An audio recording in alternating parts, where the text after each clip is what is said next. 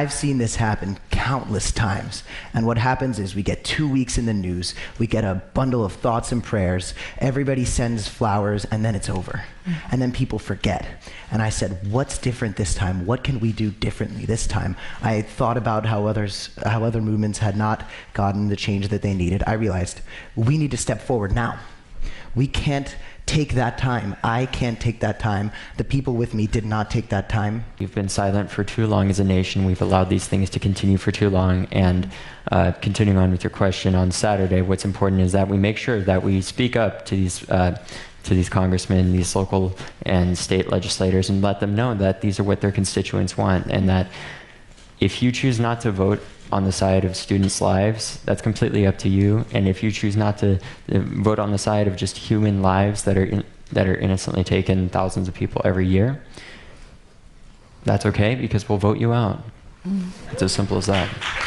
If we can't create a unified front to fight for people, for human lives, that's where the change is going to be. We need that in order to actually make progress, not just for Parkland or Chicago or Liberty City, but every place in America needs to come together and stand up for this and make this the voting issue, so that we can draw the line in the sand between the leaders that are the leaders who are there for them and for their position and for profit, and the people who are actually fighting for people's lives and to save us. Can't settle into that stew of thinking I could never change anything. You need to act. Acting is incredibly important, and being with those kids, those students who are practically adults with what they've had to face at such a young age, too early in life, their innocence, it's almost as though they never had it, and that's not fair.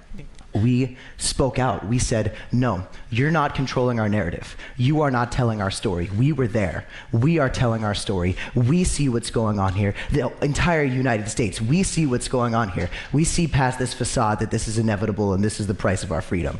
We know that we can fix this, but we have to jump now. I think we're coping and we're healing through each other, which is so important, because there have been times when, one of us will just break down.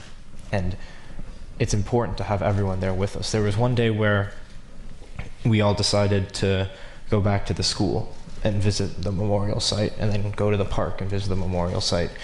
And it was so important and so impactful to see that, this is why we're doing it.